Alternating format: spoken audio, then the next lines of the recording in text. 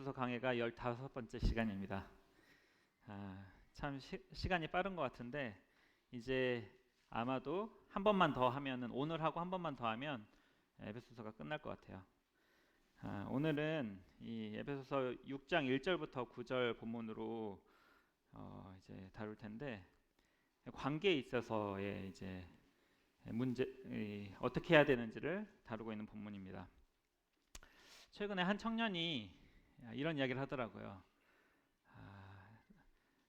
살면서 이제 참 여러 가지 문제들이 있는데 인간관계가 가장 문제인 것 같다. 가장 어렵다. 뭐 회사에서 이제 또는 뭐 가정이나 교회나 이런 데서 이제 인간관계가 정말 어렵잖아요. 그런 이야기를 하면서 얘가 좀 철이 들었구나라는 생각이 좀 들었습니다. 근데 진짜 살면서 문제 대부분이 인간관계인 것 같아요. 이게 다른 문제와 달리 해결이 쉽지 않아요. 그렇죠? 뭐 경제적인 문제는 간단하잖아요. 돈이 있으면 해결이 돼요. 그리고 또 뭐 다른 문제들도 그게 실제로 일어나진 않더라도 해결 자체는 쉽습니다. 근데 인간관계는 굉장히 복잡해요. 상황이 다르고 또 관계에 있어서 여러 가지 문제들이 있기 때문에 참 쉽지 않습니다. 전에 캠프 때 형제님께서 그 뭐뭐뭐 보존의 법칙 기억하시나요? 또라이 보존의 법칙 이야기를 하시면서 어딜 가나 그런 힘들게 하는 사람들이 한 명씩은 있다. 만약에 그런 사람이 없으면 내가 그런 사람인지 의심해 봐야 된다라는 이야기를 하셨는데 참 그런 것 같아요. 어딜 가나 힘들게 하는 사람들은 있고 항상 인간관계 때문에 그런 많은 사람들이 힘들어합니다. 근데 본문은 단순히 인간관계 이런 관계의 문제만을 다루는 것만은 아니고 좀 더 큰 관점에서 우리가 살펴봐야 됩니다. 우리가 전에 이제 에베소서 5장에서 세 가지 오직에 대해서 살펴봤었죠, 그렇죠? 세상과 타협할 수 없는 오직 이걸 지켜야 하는 하나님께서 다른 것과 병행해서가 아니라 오직 이거를 하라라고 하신 세 가지 중에 세 번째가 바로 오직 성령 충만을 받으라라고 이야기를 하셨습니다. 그리고 이 세 번째 성령 충만에 대해서 세 가지를 이야기하고 있었어요. 첫 번째가 찬송하는 것, 그렇죠? 그리고 두 번째가 감사하는 것. 그리고 세 번째가 이 관계, 이 공동체에 있어서 그리스도를 경외함으로 피차 서로 복종하는 것을 이야기를 했었습니다. 이 성령 충만과 이 세 가지는 굉장히 밀접한 핵심이었죠. 성령 충만하게 되면 자연스럽게 찬송을 하고 자연스럽게 감사가 넘치며 자연스럽게 관계 가운데서 서로 복종하고 섬기는 그런 일들이 일어났고 또 이렇게 하면 더욱더 성령 충만해지고 그래서 이런 선순환이 일어난다고도 우리가 말씀을 드렸습니다. 그리고 이 성령 충만의 이 세 번째 열쇠가 바로 그리스도를 경외함으로 피차 복종하는데 이것에 대해서 또 세 가지가 나오죠. 이 이후에 남편과 아내에 있어서 서로 피차 복종하는 것, 그리고 오늘 다룰 부모와 자녀 간에 있어서 피차 복종하는 것, 그리고 상관과 종의 관계에 있어서 피차 복종하는 것. 이 세 가지를 이제 이어져 다루고 있습니다. 그래서 그 중에 오늘 두 번째와 세 번째를 다룰 예정이고요. 마치 그 계시록에서 일곱인 다음에 일곱 나팔, 일곱 번째 인이 뗄 때 이제 일곱 나팔이 시작되잖아요. 그리고 일곱 번째 나팔을 불면 일곱 대접이 시작되고 이런 구조와 비슷한 것 같아요. 이 세 가지 오직에 대해서 이야기를 하고 그 세 번째 오직 성령 충만을 받으라고 했을 때 이 세 가지 요소들 그리고 이 세 번째 요소 그리스도를 경외함으로 피차 복종하라의 이 세 가지 관계들 이렇게 이어지는 구조로 되어 있는데 이런 전체적인 관점에서 즉 이 부모와 자녀의 관계, 상관과 종의 관계가 궁극적으로는 우리가 그리스도를 경외함으로 피차 복종하는 것이고 그리고 성령 충만과 굉장히 밀접한 관계가 있다. 그리고 성령 충만을 위해서 이렇게 해야 되고 그리고 성령 충만할 때 이렇게 할 수 있다라는 관점에서 오늘 본문을 함께 보시면 좋겠습니다. 오늘 본문 말씀입니다. 먼저 4절까지 가정에서의 관계에 대해서 먼저 본문을 함께 읽도록 하겠습니다. 에베소서 6장 1절부터 4절 말씀입니다. 함께 읽도록 하겠습니다. 시작. 자녀들아 주 안에서 너희 부모에게 순종하라. 이것이 옳으니라. 내 아버지와 어머니를 공경하라. 이것은 약속 있는 첫 계명이니 이로써 내가 잘되고 땅에서 장수하리라. 또 아비들아 너희 자녀를 노엽게 하지 말고 오직 주의 훈계 양육하라. 네, 감사합니다. 먼저 가정에서의 관계에 대해서 다루고 있는데 항상 질서적으로 순서가 있어요. 이제 아내에게 먼저 이야기하고 그 다음에 남편에게 이야기하고 그 다음에 가정에서도 자녀에게 먼저 이야기하고 그 다음에 아비들에게 이야기를 하고 나중에 이제 상관과 종에서도 종에게 먼저 이야기하고 상관에게 이야기하고 있습니다. 질서의 문제죠. 순종이 먼저 순종에 대해서 먼저 이야기를 하고 있는 것입니다. 근데 요즘 자녀들이 순종하나요? 순종하시죠, 그렇죠? 네. 근데 세상에서는 그렇지 않아요. 아이들이 순종하지 않습니다. 많은 아이들이 거역해요. 그게 바로 말세의 특징이라고 성경은 이야기하고 있어요. 로마서 1장에서도 보면 이 합당하지 못한 일, 굉장히 나쁜 일들이 많이 나열이 되거든요. 그 중에 하나가 부모를 거역하는 거예요. 아이들이 순종하지 않아요. 부모에게 거역합니다. 꼭 아이가 아니더라도 어른들도 부모에게 거역하죠. 디모데후서 3장에서도 말세에 고통하는 때, 그때 어떤 일들이 일어나냐면 부모를 거역하는 일들이 일어납니다. 이게 오늘날의 현실이고 더 심해질 거예요. 그리고 심지어 그리스도인들조차도 그런 일들이 일어날 수 있어요. 성경을 안다고 하는 바리새인들도 예수님께서 이렇게 이야기를 하거든요. 부모를 공경하라고 분명히 그들은 알고 있었어요. 모르잖아요. 굉장히 중요한 계명이라는 걸 그들은 알고 있었어요. 하지만 그들은 부모에게 공경하지 않고 하나님께 그러니까 결국 핑계죠. 내가 하나님께 드렸으니 그러니까 부모에게 드려서 유익하게 할 것이 하나님께 드림이 되었다고 하기만 하면 부모를 공경할 것이 없다 하여 너희의 전통으로 하나님의 말씀을 패하는다라고 책망하시거든요. 우리도 얼마든지 내가 교회 열심히 하고 주님 열심히 섬기니까 부모에게 조금 소홀하고 또는 부모에게 순종하지 않고 괜찮지 않을까? 나 열심히 하나님 섬기는데 그렇지 않다는 거죠. 부모를 섬기는 것, 부모를 공경하고 부모에게 순종하는 것이 굉장히 중요합니다.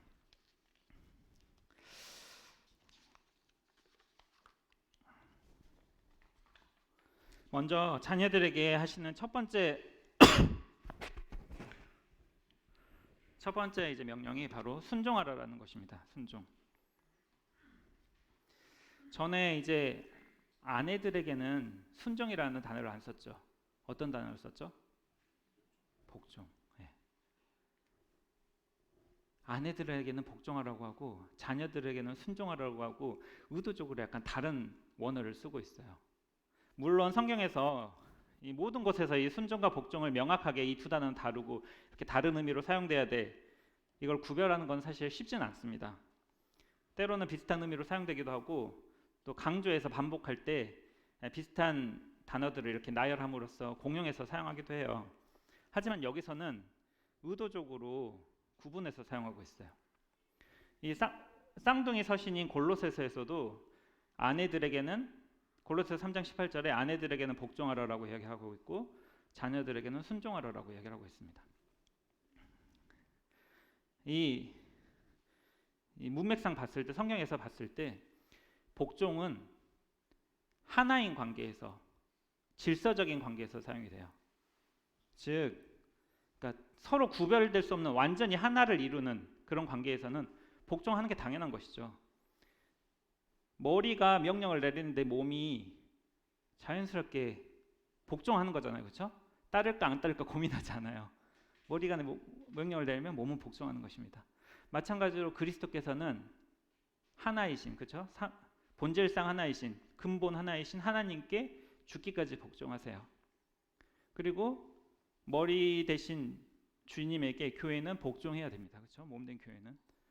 그렇기 때문에 아내는 남편과 하나이기 때문에 머리인 남편에게 복종하라라고 성경은 이야기하고 있는 것입니다. 하지만 그런 하나인 관계가 아닌 경우에는 당연히 순종해야죠. 왜요? 다르잖아요. 다른 존재잖아요. 그렇기 때문에 강요할 수 없는 것입니다. 억지로 이렇게 복종해라고 그런 관계가 아닌 것이죠. 서로 다른 지체가 상대의 뜻을 먼저 알고 이해하고 납득해서 자발적으로 순종하는 것이 바로 순종인 것입니다. 즉 자녀들과 부모는 당연히 하나가 아니에요. 자녀들은 부모의 것이 아니죠. 자녀들은 부모의 뜻을 이해하고 납득하고 자발적으로 순종해야 하는 것입니다. 근데 한 가지 질문을 던질게요. 복종이 어려울 것 같으세요? 순종이 어려울 것 같으세요? 사람의 성향마다 다를 수 있는데 저는 순종이 더 어려울 것 같아요. 복종은 군대에서 해봤는데 그냥 머리를 비우고 하라는 대로 하면 돼요. 그냥 그래 알겠어 그냥 하면 되는데 순종은 먼저 상대의 의도를 이해를 해야 돼요. 그리고 납득이 되고 그리고 자발적으로 내 뜻을 그거에 최소 동의는 안 되더라도 이해는 하고 자발적으로 순종하는 거거든요. 자녀들에게 성경은 순종하라라고 이야기하고 있는 것입니다. 부모의 말을 듣고 부모의 말을 알고 이해하고 납득하고 자발적으로 순종할 것을 이야기하고 있는 것이죠. 그리고 이어지는 게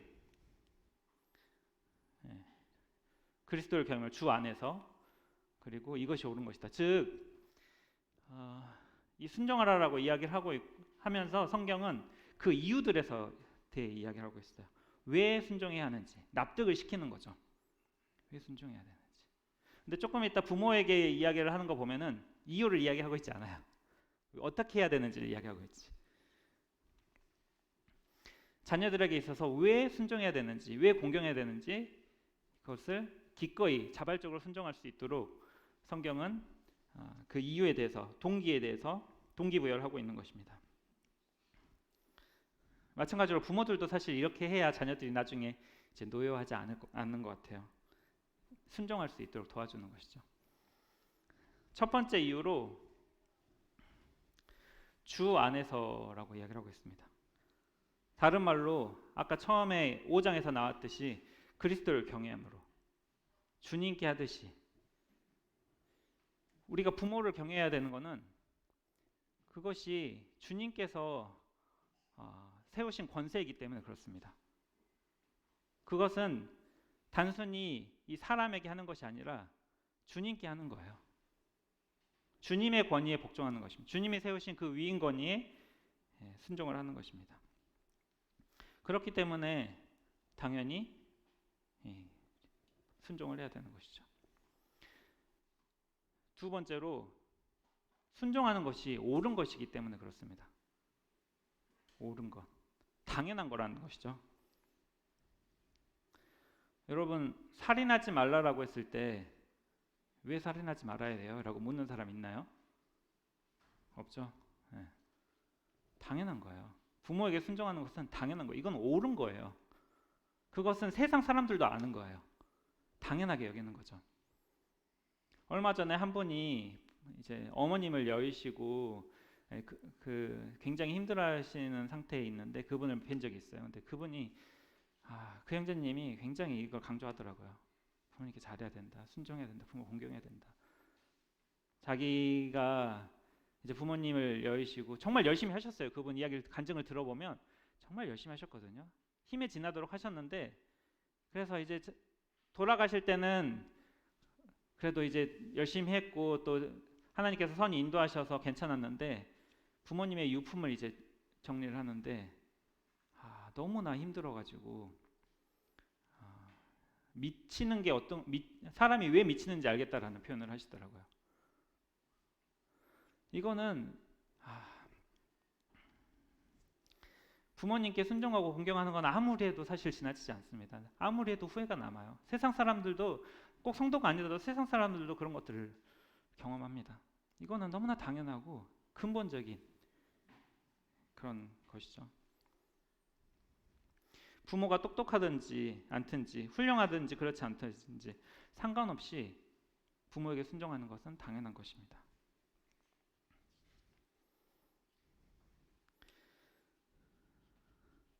그리고 골로새서 3장 20절에 보면 이걸 이제 다르게 표현을 했는데, 자녀들아 모든 일에 부모에게 순종하라. 이는 주 안에서 기쁘게 하는 것이니라 라고 표현을 하고 있어요. 다시 말해서 이건 너무나 당연하고 옳은 것일 뿐만 아니라 주님을 기쁘시게 하는 거예요. 부모에게 순종하는 것은 부모만 기쁘게 하는 게 아니라 하나님을 기쁘시게 하는 것입니다. 하나님께서도 이걸 굉장히 중요하게 생각하세요. 십계명에서도 부모에게 순종하지 않고 부모를 공경하지 않는 자는 돌로 치라고 그랬어요. 그렇죠? 그리고 하나님과의 관련된 계명 4개 이후에 이제 사람들과의 관계되는 이 6개의 계명 중에 가장 먼저 오는 게 부모를 공경하랍니다. 살인하지 말라는 명령보다 더 먼저 와요. 그렇죠? 이거는 하나님을 기쁘시게 하는 거고 정말 당연하고 옳은 일입니다. 두 번째로 자녀들에게 이야기하는 것은 공경하라는 겁니다. 공경하라. 공격하라가 아니라 공경하라. 네. 이거는 십계명에서 명확하게 이야기하는 바예요. 그렇죠? 부모를 공경하라. 내 부모를 공경하라. 그리고 이어지는 말씀이 그리하면 내 하나님 여호와가 내게 준 땅에서 내 생명이 길리라. 또 신명기 5장 16절에서는 너는 내 하나님 여호와께서 명령한 대로 내 부모를 공경하라. 그리하면 내 하나님 여호와가 내게 준 땅에서 내 생명이 길고 복을 누리리라 라고 약속의 말씀을 추가하고 있습니다. 그래서 여기서도 약속이 있는 첫 번째 계명이다 라고 이야기를 하고 있어요. 사실 10계명 중에서 약속이 있는 유일한 계명이에요. 이 계명 뒤에 뭐 하나님이 계명을 지키면 천대까지 복을 내리신다라는 그런 약속이 있긴 하지만 그건 전체적인 계명에 대해서 이야기하는 거거든요. 유일하게 하나님께서 이렇게 했을 때 이런 축복을 내리겠다라고 약속하신 거예요. 부모를 공경할 때 잘 되고, 말 그대로 하나님께서 복을 내리신다라는 거예요. 축복하신다라는 거예요. 여러분 잘 되려면 부모에 공경해야 돼요. 공부 열심히 하는 게 물론 공부 열심히 하는 것도 잘 되기 위한 방법 중에 하나예요. 근데 하나님께서 약속하신 잘 되는 방법은 부모에게 공경하는 거예요. 물론 이게 절대적인 유일한 원리는 아니에요. 그러니까 부모에게 공경한다고 해서 무조건 잘 되고 무조건 장수하는 건 아니죠. 다양한 거기에 영향을 미치는 다양한 요소들이 있어요. 하지만 일반적인 걸 말하는 거예요. 하나님께서 약속하신 거거든요. 우리가 공부 열심히 한다고 항상 성공하는 건 아니잖아요. 그렇지만 성공하기 위해서 굉장히 많은 영향을 미치는 게 공부를 열심히 하는 거기 때문에 공부를 열심히 하라고 하는 것처럼 우리가 부모님께 공경한다는 것은 이 축복과 장수에 있어서 하나님께서 약속하셨기 때문에 굉장히 밀접한 관계가 있어요. 이건 실제적인 거예요. 하나님께서 친히 약속하셨고 실제로 우리 삶에 영향을 미치는 것입니다. 그렇기 때문에 여러분들 부모님 공경하셔야 됩니다. 저도 부모님 공경할 거예요. 더 공경해야 된다는 생각이 들었어요. 물론 성공하기 위해서, 오래 살기 위해서가 아니라 하나님이 이만큼 중요하게 생각하시고 우리에게 동기부여를 주신 거예요. 공경할 수 있도록, 더 공경할 수 있도록.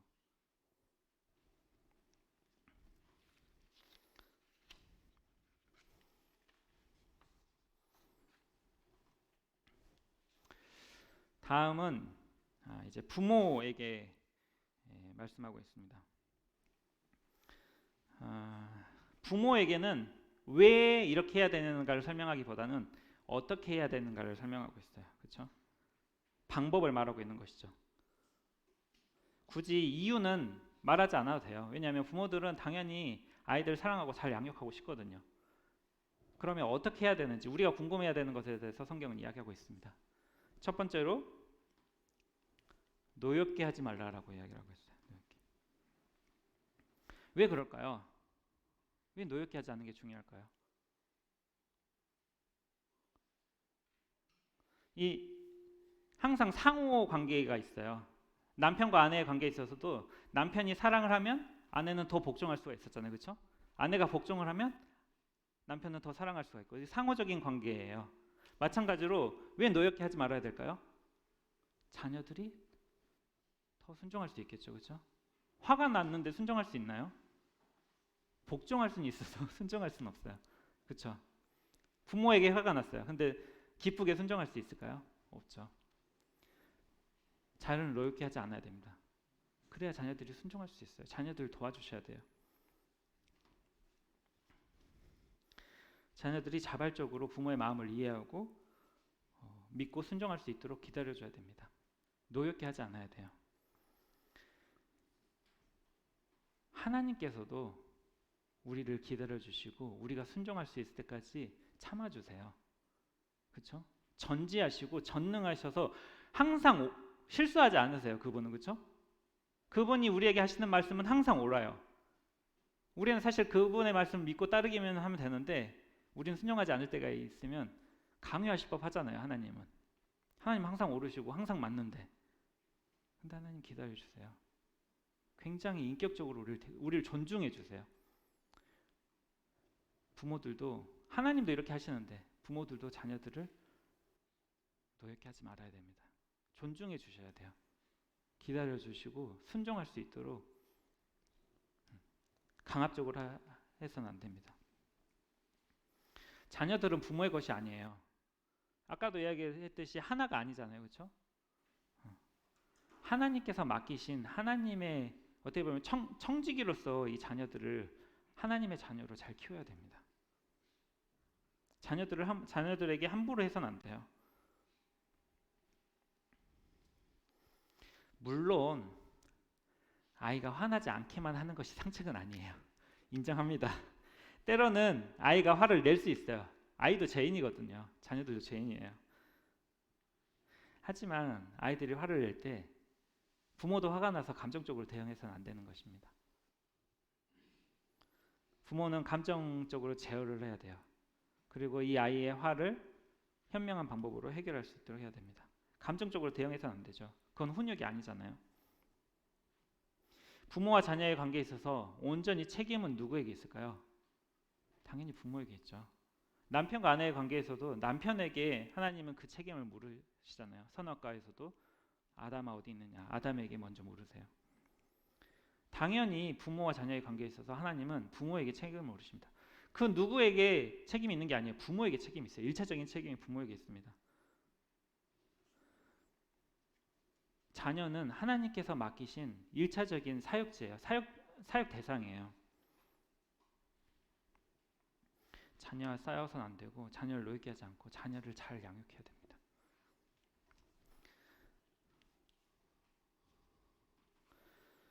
두 번째로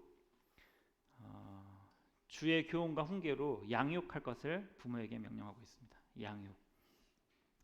양육은 가르치다라는 의미도 포함하고 있지만 키우다, 그렇죠? 먹이고 필요를 채우고 키우는, 교육하고 필요를 채워서 자라게 하는 그런 것들을 이야기하고 있습니다. 근데 그걸 할 때 무엇을 이야기하냐면 먼저 여기서도 오직이라는 강조하는 거죠. 다른 것들이 아니라는 거예요. 뭘로 해야 되냐면 오직 이걸로 해야 된다라고 이야기를 하고 있어요. 오늘날 세상에 다양한 아이들을 키우기 힘드니까, 그렇죠? 다양한 양육법과 또는 뭐 노하우, 이런 자녀 양육에 대한 그런 프로그램들이 있더라고요. 물론 그 중에는 굉장히 유익하고 또 참고할 만한 그런 전문적인 그런 것들도 방법들도 많이 있어요. 물론 그것들을 우리가 선별해서 우리에게 유익한 것들을 취할 필요가 있습니다. 하지만 우리가 그런 것들을 하나님의 말씀과 같은 위치에 놓을 수 없어요. 우리에게 있어서 오직 자녀를 양육하는 방법은 주의 교훈과 주의 훈계입니다. 세상의 가치관대로 자녀를 양육해서는 안 돼요. 오직 주의 교훈과 훈계로 자녀들을 양육해야 됩니다. 이게 성경이 이야기하는 바예요. 세상에서 이야기하는 것들이 성경의 가치관과 맞으면 취할 수 있죠. 도움을 얻을 수 있어요. 하지만 우리가 가장 우선순위에 놓아야 될 것은 오직 다른 것과 타협할 수 없어요. 오직 주의 교훈과 훈계로 자녀들을 양육해야 됩니다. 오늘날 이 이야기하는 자녀 양육에 대한 그 프로그램들의 근본을 살펴보면 결국은 인본주의적인 가르침이에요. 그러니까 이 아이들의 문제가 있다기보다 다른 문제에서 그 방법들을 찾아요. 아이들은 그러니까 근본적으로 아이들은 선하다라는 생각을 가지고 있는 거죠. 그래서 다른 문제들이 있어서 아이들이 이렇게 됐다. 그래서 그 문제를 해결해 주면 아이들은 잘 자랄 것이다. 그래서 그 다른 문제들을 분석하고 또 그 유명한 박사님이 그걸 찝어주고 여기는 이 아이 부모가 이런 문제가 있어서 아이가 이렇게 됐다라고 하고 하잖아요. 근데 사실 물론 맞아요. 그런 문제들이 아이로 하여금 그렇게 틀어지게 한 건 맞는데 근본적인 문제는 아이는 선하지 않아요. 아이가 정말 귀엽고 예쁘고 하더라도 우린 알고 있습니다. 모든 사람은 죄인이에요. 자녀들도 너무나 예쁘고 사랑스럽지만 죄인입니다. 그 죄를 다스려줘야 돼요. 컨트롤해줘야 합니다. 그럼 문제 다른 원인들도 우리가 조심해야겠지만 그 아이들이 올바로 잘 클 수 있도록 이 죄의 문제들을 다스려줄 필요가 있는 것이죠.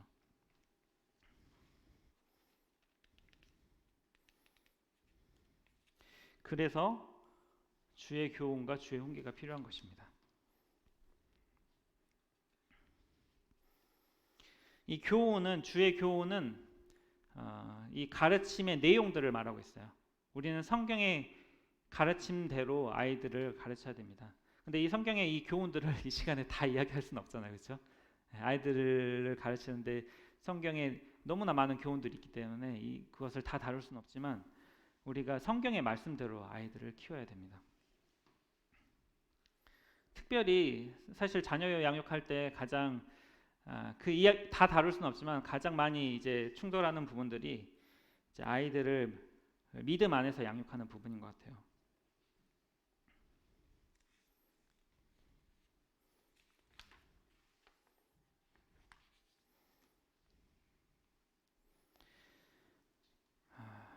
사실 세상의 가르침에 휩쓸리기 너무 쉽거든요. 요즘 아이들 얼마나 열심히 시켜요. 공부 굉장히 열심히 하고 만약에 안 하면 뒤처질 것 같고 그리고 그런 그 분위기에 휩쓸리다 보면 말씀보다는 다른 엄마들 세상에서 당연히 이렇게 해야 되는 것처럼 보이는 그런 가치관에 휩쓸리기가 쉽습니다. 특별히 공부하는 부분에 있어서 또는 그 아이들을 이런 그런 학업의 문제에 있어서 성경의 가치관과 이제 충돌할 때가 많은 것 같아요. 여러분 아이들을 성경의 가르침대로 키우고 계시나요? 학원에 가야 할지 교회에 가야 할지 망설일 때 당연히 교회라는 것을 말할 뿐 아니라 그렇게 할 수 있도록 선택할 수 있도록 아이들이 스스로 그렇게 할 수 있도록 해주시나요?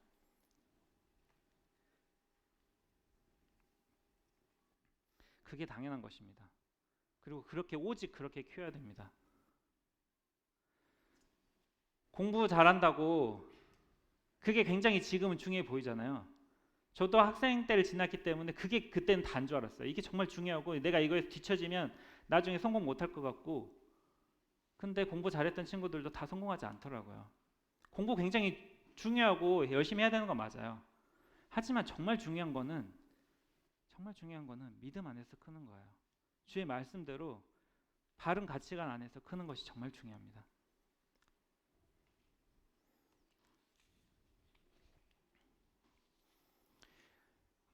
이 주의 교훈이 가르치는 내용에 대한 것이었다면 주의 훈계는 가르치는 방법에 대한 거예요. 훈육이죠, 훈육.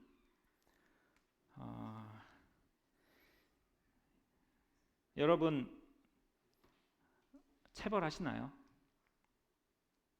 요즘 체벌 함부로 했다가는 큰일 납니다, 그렇죠? 네. 자녀 뭐죠? 자녀 학대로 경찰서에 가게 될 수도 있어요. 요즘 이 세상의 훈육 방식은 성경의 훈육 방식과 많이 다릅니다. 예전에 미국이 그렇게 됐을 때 어떻게 그럴 수가 있지라고 생각했던 기억이 있거든요. 근데 어느덧 우리나라가 그렇게 됐더라고요. 아이들의 몸에 멍이 발견되면 유치원에서 연락이 와요. 혹시 때린 거 아니냐고. 물론 자녀를 학대해서는 절대 안 되죠. 이 체벌이 항상 체벌을 많이 하고 체벌이 옳다라는 걸 말하는 건 아닙니다. 근데 필요할 때는 체벌이 필요하다라는 거예요. 그게 성경에서 왜냐하면 이거는 죄의 문제를 다스리는 거기 때문에 그렇습니다. 어리석은 것들이 아이에 얽혀 있어요. 왜냐하면 죄인이거든요. 죄인으로 태어났어요. 원하든 원치 않든 죄인으로 태어났어요. 그 안에 죄가 있습니다. 이 죄를 다스려 줘야 되는 거예요. 그래서 성경은 자녀를 근실히 징계할 것을 이야기를 하고 있어요.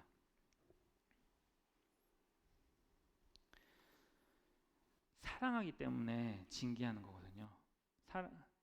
주님께서도 우리를 징계하세요. 왜? 사랑하기 때문에. 우리의 죄의 문제를 그냥 죄의 상태대로 내버려 둘 수는 없는 거죠. 만약에 징계하지 않는다면 친아들이 아니다, 사생자다라고 성경은 이야기하고 있습니다. 잠언에서도 매를 아끼는 자는 그 자식을 미워함이라, 자식을 사랑하는 자는 근실히 징계하느니라라고 이야기를 하고 있습니다. 오늘날 가치관과는 좀 안 맞을 수 있어요. 하지만 성경이 맞습니다. 그리고 우리는 오직 성경의 말씀대로 주의 훈계대로 아이들을 양육해야 돼요. 그렇다고 무조건 매를 많이 따르라는 얘기는 아니에요. 필요할 때, 정말 이 죄의 문제를 해결해 줘야 될 때, 이 아이를 바르게 교정해 줘야 될 때 징계할 수 있는 것입니다. 이 자녀들을 주의 교훈과 훈계로 양육할 때 이 첫 번째 원칙을 잊어서는 안 되는 것 같아요. 아이들을 노엽게 해서는 안 됩니다. 그렇죠? 아이들이 이해하고 내가 왜 맞는 게 왜 이래서 맞는 거구나 이해하고 받아들일 수 있게, 그리고 고칠 수 있게 그렇게 훈계해야 합니다. 항상 성경에는 이 두 가지가 균형을 이루고 있어요. 하나님께서 우리를 은혜와 진리 이 두 바퀴로 우리를 다스리시고요. 하나님의 자녀들을 사랑하실 뿐만 아니라 징계하십니다.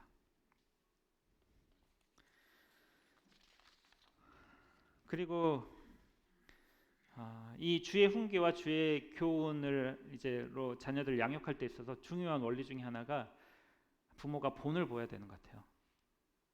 부모는 그렇게 하지 않으면서 자녀들에게만 이렇게 강요하잖아요. 그러면 자녀는 노여합니다. 그렇지 않나요? 자기는 그렇지 않으면서, 우리도 그렇잖아요. 다른 사람이 말은 번지르게 하면서 자기는 안 그래. 그럼 자기나 잘하지라고 반감이 드잖아요. 저도 그렇거든요. 자녀들도 다 보고 있습니다. 자녀가 순종할 수 있도록, 자녀가 노엽지 않고 주의 교훈과 훈계로 바르게 양육하기 위해서는 부모가 본을 보여야 되는 것이죠.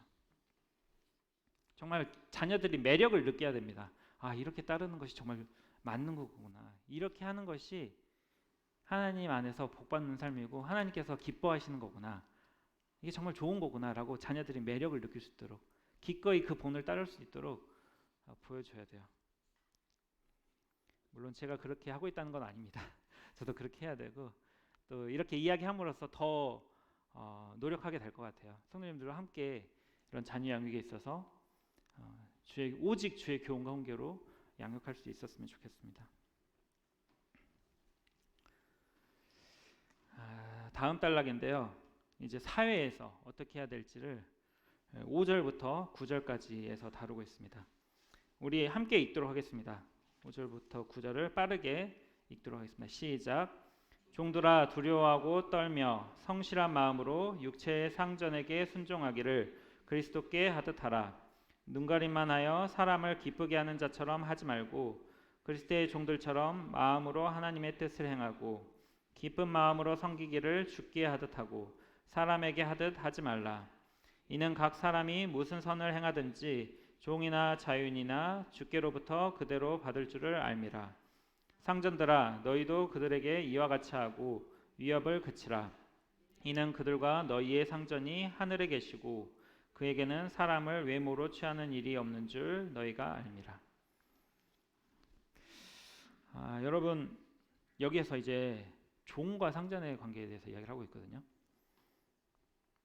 오늘날 종처럼 이야기하는 근로자들에게도 해당이 되겠지만 1차적으로는 그 당시에 실제로 물건 취급도 못 받았던 진짜 돈으로 사고 팔고 이렇게 함부로 돼 있던 소유물로 돼 있던 그 당시의 노예들에게 하신 말씀이에요. 여러분, 사람이 노예로 팔리는 게 노예 취급이 아니라 노예가 되는 게 괜찮나요? 용납할 수 있나요? 성경은 이 노예 제도에 대해서 찬성하는 건가요? 하나님은 사회의 이 악습과 또는 적폐, 이런 불합리한 사회 제도들에 대해서 어떻게 가르치고 있나요? 마치 인정하는 것처럼 보이잖아요, 그렇죠? 근데 우리가 성경에서 뭐라고 이야기하는지 먼저 이해할 필요가 있을 것 같아서 먼저 이야기를 좀 드리면, 예수님께서는 성전세를 바치셨어요. 마태복음 17장이 그런 내용이거든요. 반세계를 받는다는 건 성전세로 반세계를 받은 거예요. 성전은 누가 주인이에요? 하나님이 주인이잖아요, 그렇죠? 하나님이 주인인데 하나님의 아들에게, 그러니까 주인의 아들에게 성전세를 내라고 하는 거야. 말이 안 되는 거죠. 근데 주님께서는 그냥 내라라고 이야기를 하셨어요. 그 제도에 순응을 하신 거죠. 불합리하지만.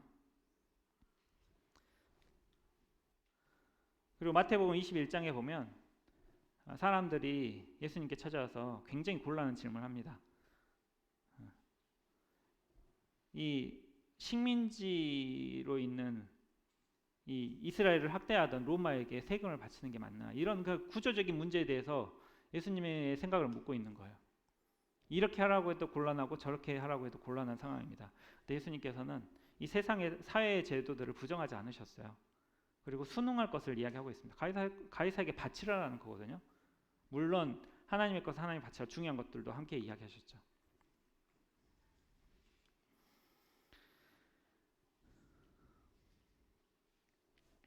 베드로전서 2장 13절에서도 인간의 모든 제도를 주를 위하여 순종할 것을 이야기하고 있습니다. 위의 권세에 복종하고요, 제도들도 순종할 것을 이야기하고 있어요. 왜 그렇습니까? 성경은 이 세상의 제도들을 바꾸는 거에 관심이 있지 않아요. 사람들을 바꾸는 데 관심이 있습니다. 세상 사람들을 바꾸기를 원하세요. 세상 사람들에게 복음을 전하시고요, 내가 바뀌기를 원하십니다. 하나님께서는 내가 변화되고 세상 사람들이 변화될 때 사회는 자동적으로 바뀌거든요. 중요한 것은 우선순위는 사람들이 바뀌는 거예요. 그리스도인은 혁명가가 아니라 세상의 빛과 소금이 되어야 됩니다. 세상을 바꾸려고 노력하기보다 내가 먼저 바뀌고 또 나를 통해서 세상 사람들이 바뀔 수 있도록 복음을 전해야 되죠. 삶으로 간증을 나타내야 되고요. 초대교회 로마의 박해를 받았던 그리스도인들도 로마를 전복시키려고 하지 않았어요. 죽어가면서, 기꺼이 죽으면서 순종하면서 복음을 전했습니다. 그랬을 때 어떻게 됐나요? 복음이 폭발적으로 전파되고, 그리고 결국 로마의 국교가 그리스도교로 바뀝니다. 기독교로 바뀌죠. 그들은 묵묵히 그 로마의 핍박을 받으면서 죽기까지 그냥 순응하면서 복음을 전했을 뿐이에요. 그렇다고 우리가 불합리한 사회제도를 그냥 찬성하거나 또는 손 놓고 있거나 이런 의미는 아닙니다. 우리가 할 수 있는 일을 해야죠. 우리는 사회제도에 필요한 경우에 정치에 참여할 수도 있고요. 훌륭한 정치인들이 일어나야 된다고 생각해요. 그리고 우리가 할 수 있는 범위 안에서 투표를 할 수도 있고 어떤 정치적인 그런 것들을 할 수 있습니다. 그러나 우선순위에 대해서 이야기를 하는 것이죠. 모든 크리스찬들이 이런 사회 제도를 바꾸기 위해서 들고 일어나고 이런 것들을, 사회 활동들을 하라는 의미가 아닙니다. 우리는 먼저 주와 복음을 위해서 살아야 되는 겁니다. 우리가 스스로가 바뀌는 데 관심이 있어야 돼요. 사람들을 변화시키는 데 관심이 있어야 되는 것이죠.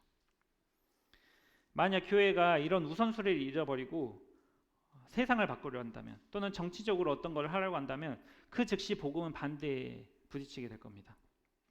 만약에 제가 이 자리에서 굉장히 옳은 정치적인 이야기를 한다고 하면 여러분 어떠시겠어요? 물론 대다수의 성도님들은 맞지, 사회는 이렇게 돼야지 동의하시겠지만, 동의하지 못하시는 성도님들도 있을 수 있어요.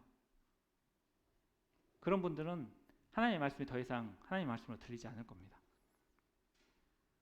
노예제도 같이 누가 봐도 이거는 나쁜 거잖아요.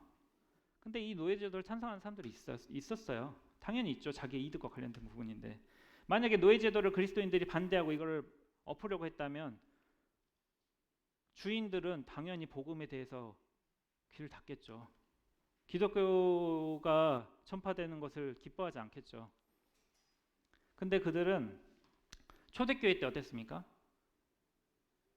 노예도 크리스찬이 있었고요, 주인들도 크리스찬이 있었습니다. 빌레몬은 주인인데 그리스도인이었어요.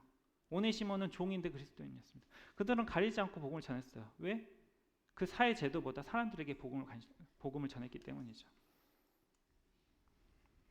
우리나라에 온 선교사들도 이 계급 사회를 철폐하는 데보다 양반에게도 머슴에게도 그냥 복음을 전했을 뿐입니다. 그래서 한 예배당에서 양반과 머슴이 함께 주님을 예배했던 것이죠. 마찬가지로 히브리서 11장에 이 믿음의 선진들도 사실 이 땅을 나그네로 살았다라고 성경은 이야기하고 있어요. 이 땅을 바꾸려고 노력하지 않았어요. 하늘을 바라보고, 그리고 이 땅에서는 손님이자 나그네로 믿음을 따라 살았습니다. 만약에 우리가 이 세상을 바꾸려고 굉장히 뭔가 미련을 가지고 힘쓰고 있다면 어쩌면 우리는 그만큼 이 세상의 미련을 가지고 사는 게 아닌가도 생각이 들었어요. 그런 걸 반증하는 게 아닐까. 정말 우리에게 중요한 거는 우리가 바뀌고 사람들에게 복음을 전하는 것입니다. 자, 그래서 여기서는 종에게 이야기를 하는 거예요. 그 당시에 노예로 살았던, 그런 힘겨운 삶을 살았던 사람들에게 이렇게 이야기하고 있습니다. 죽게 하듯 하라라고 이야기를 하고 있습니다. 그리스도께 하듯 순종하라.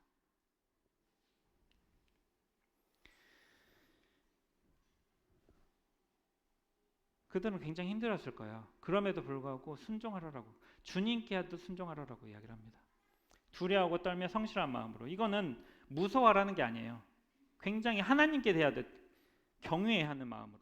그러니까 이 높은 사람을 대할 때 그런 어려운 거 있잖아요. 긴장하고, 그런 정말 그 높은 사람을 대하듯이, 그리스도께 대하듯이 두려워하고 떨며 경외함으로 성실하게 순종할 것을 이야기를 하고 있습니다. 최선을 다하라는 거죠. 또 마찬가지로 눈가림만 하지 말고 그리스도의 종들처럼 마음으로 하나님의 뜻을 행하라라고 이야기를 하고 있습니다. 그리고 기쁜 마음으로 죽게 하듯 섬길 것을 이야기하고 있습니다. 여러분, 정말 쉽지 않아요, 그렇죠? 억지로가 아니라 기쁜 마음으로. 여러분 노예인데 이렇게 하는 게 굉장히 쉽지 않지 않겠어요? 근데 이렇게 했기 때문에 세상을 변화시킬 수가 있었어요. 1943년 공산주의 국가였던 소련에서 스탈린이 기독교를 인정하는 사건이 일어납니다. 놀랍지 않으세요? 공산주의는 기독교를 원래 기본적으로 엄청나게 핍박을 해요. 스탈린이 기독교인들을 엄청나게 핍박했습니다. 근데 1943년에 기독교를 인정하게 돼요. 인정이라기보다는 아무튼 대우가 달라지는 사건이 일어납니다. 왜 그랬을까요? 사실 공산주의 국가에서는 성실하게 사람들이 일할 수가 없는 구조잖아요, 그렇죠? 모두가 다 똑같은데 열심히 일한다고 더 주지도 않고. 근데 그리스도는 달랐거든요. 그리스도인들은 정말 성실히 일했거든요. 죽게 하듯 섬기고 충성스럽게 기쁜 마음으로 일했거든요. 그것을 스탈린이, 물론 여러 가지 다른 대외적인 상황들과 여건들이 있었지만 그 모습을 보고 기독교에 대한 인식이 바뀐 거예요.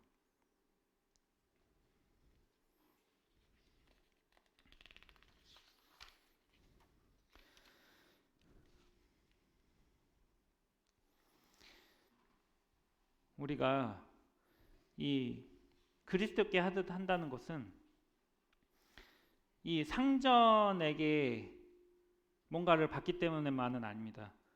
골로새서는 분명하게 이야기를 하고 있어요. 기업의 상을 주께 받을 것이다. 상전께 하듯 하는 게 실제적인 것이죠. 왜냐하면 주님이 우리에게 상전에 어떻게 하는 것에 따라서 주님이 상을 주신다라는 거예요. 상전을 섬기는 것만이 아니라 상전에게 섬기는 것이 곧 주 그리스도를 섬기는 거다라고 분명하게 이야기를 하고 있습니다. 주께 하듯 하는 것이 주께 하는 거예요, 실제로. 이걸 보고 저는 저를 많이 돌아보게 됐어요. 내가 더 회사에서 또는 내 주어진 상황에서 더 주께 하듯 해야겠구나. 이거는 굉장히 중요한 거고 주님께 하는 것입니다. 마지막으로 상전에게 대해서 살펴보겠습니다. 상전들에게는 이와 같이 하라라고 이야기를 하고 있거든요. 똑같이 주님께 하듯 하라라는 거예요. 에이, 그래도 상전인데 똑같이 하라는 게 좀 그렇지 않으세요, 근데? 너무 심하게 하지 말라는 뜻이겠지. 어떻게 상전이 종하고 똑같이 해? 상전과 종은 엄청난 차이가 있잖아요, 관계에 있어서. 근데 진짜 똑같이 하라는 것입니다. 왜일까요? 우리의 진짜 상전이 하늘에 계시기 때문입니다. 쉽게 설명해서 군대 다녀오신 형제님들은 이해를 하실 텐데, 이제 이 생활관, 옛날에 내부반이라고 그랬죠. 내부반에 분대장이 있어요, 그렇죠? 근데 분대장 위엔 누가 있죠? 소대장이 있고, 소대장에 대대장이 있고, 중대장이 있고, 중대장에 대대장이 있고, 대대장 위에 연대장이 있고, 연대장에 사단장이 있고, 사단장 위에 군단장이 있고, 군사령관, 육군참모총장, 국방부 장관, 대통령이 이렇게 있어요. 쭉 있죠. 근데 이 분대장이 생활관에서는 왕이잖아요. 분대장이 내무반에 생활관에 대통령이 사찰이 왔는데 이 분대원들을 굴리고 있어요. 어떨 것 같으세요? 대통령이 왔는데 분대장이 그럼 그럴 수 없죠, 그렇죠? 상상을 해보세요. 말도 안 되는 광경이죠. 이 대통령 앞에서는 분대장이나 그냥 일반 병사나 똑같거든요. 진짜 똑같이 하라는 거예요. 하늘에 하나님이 보고 계세요. 상전들도 똑같다는 거예요, 하나님 보시기에. 하나님 보고 계시는데 어떤 태도를 취할 거냐는 거죠.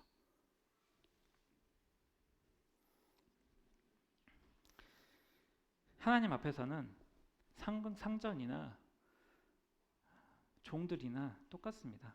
하나님께서 오히려 상전들에게 권세를 주신 거거든요. 더 조심해야죠.